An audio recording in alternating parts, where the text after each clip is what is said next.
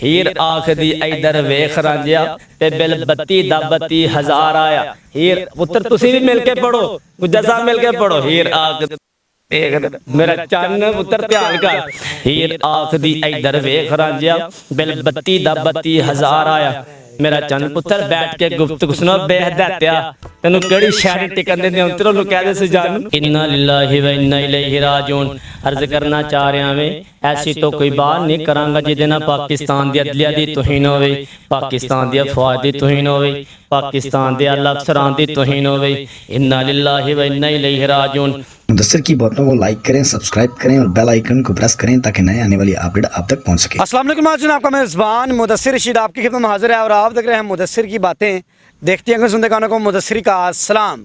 आज मुल्क पाकिस्तान की एक ऐसी शख्सियत हमारे साथ मौजूद है जिन्होंने महंगाई को मद्देनज़र देखते हुए एक चीज़ तैयार की और ऐसा अंदाज़ सोशल मीडिया पर वायरल है।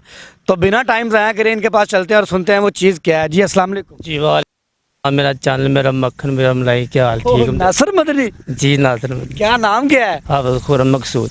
हाफिज खुर्रम साहब, माशाल्लाह आपने महंगाई को मद्देनज़र देखते हुए आपने चीज़ तैयार की है। क्या चीज़ तैयार कर दी है? पहले अवाम महंगाई से मर रही है। इन्ना लिल्लाहि व इन्ना इलैहि राजिऊन। अर्ज करना चाह रहा मैं ऐसी तो कोई बात नहीं करांगा जिहदे नाल पाकिस्तान दी अदलिया दी तौहीन होवे, पाकिस्तान दी फौज दी तौहीन होवे, पाकिस्तान दे आला अफसरान दी तौहीन होवे। इन्ना लिल्लाहि व इन्ना इलैहि राजिऊन। किधर चले गए हैं वो सहाफ़ी जो महंगाई पे वो वेला किया करते थे? इन उतरियां दा पता करो जे जिंदा ने ते अल्लाह दाए नसीब फरमाए जे पोगा पैदा त्यो तानु लवे मौला। एडियां उतरियां नु नुकसानां दा बेड़ा गरक, किसानां दा बेड़ा गरक कर दिता जी। ओदे ना किसानां नु कहीदा हुंदा सी ना बाज ना बेदातियां तो आंदे ऐ मौलवी जी तानु की हुण आंदे ਇਹ महंगाई बड़ी है कणक सारी अंदर लगी मैं सानू की हुण ताड़ा ला लवे मौला। एडियां उतरियां नु अर्ज करना चाह रहा मैं मुदस्सिर भाई एक किसान है जिन्हें इंज करके ते कणक नूं बोया, जिन्हें कणक नूं इंज करके कणक नूं बोया है। दिल च उम्मीद लगी है कि जब ये बड़ी हो जाएगी मैं बेच के अपनी बेटी 17,000 दी बोरी लई किसान ने 17,000 दी बोरी लई है खाद दी ते इन्हें फसल नूं पाई है। फसल नूं पा के इन्हें एदे विच हल पंजर चलाया ते 10,000 रुपया लाया भी। मेरा चन्न पुत्र बैठ के गुफ्तगू सुनो बेहदात्या तेनू केड़ी शायरी टिकन दे अंतरों नु कह दे सजान हो जे ना किसानां दा भी इलाज उदों आखीदा सेना तो बज आंदे मौलवी दी तानू की हुण आंदे महंगाई बड़ी मैं सानू की। अल्लाह जानदा महंगाई ने घरां दे घर टब्बरां दे टब्बर जलील कर देते ने।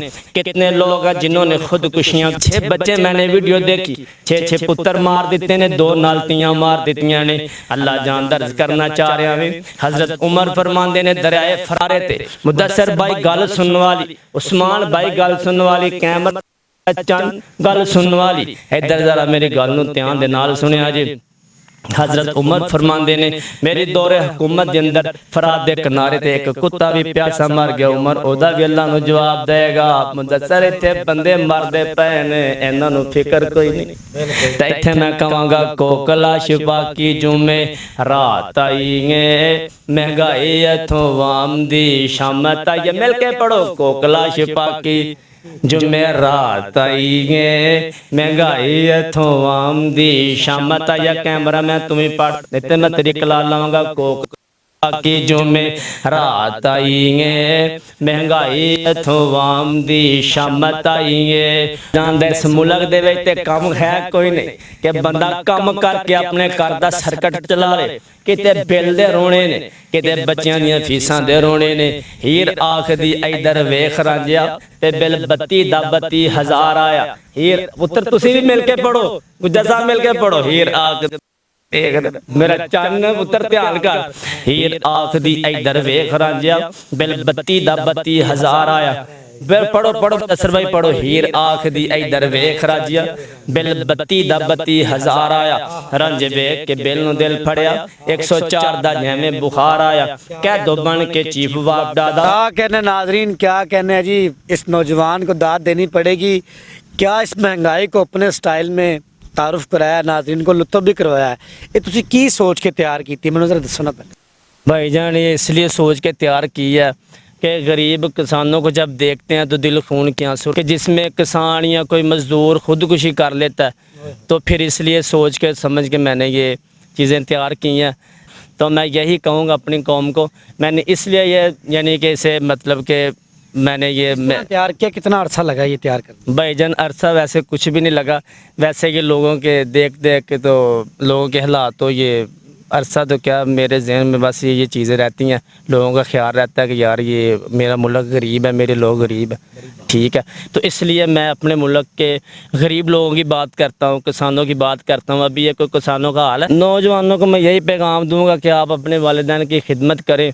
ज़िंदगी के यानी कि ये चंद सांस हैं, जो चंद हैं वो हुकूमत ने वैसे ही ख़त्म कर देने हैं, तो थोड़े बहुत जितने हैं अपने आप की खिदमत करें और ख़िदमत में मगन रहें। बिल्कुल। नाज़रीन, ये थे आफर साहब जिन्होंने एक बड़ा लुत्फ़ अंदोज़ किया और आवाम को बताया कि महंगाई का जो मामला है किस तरह से है। इसी के साथ अपने मेज़बान मुदस्सिर को इजाज़त दें। देखते रहे मुदस्सिर की सुनने का को मेरा अस्सलाम।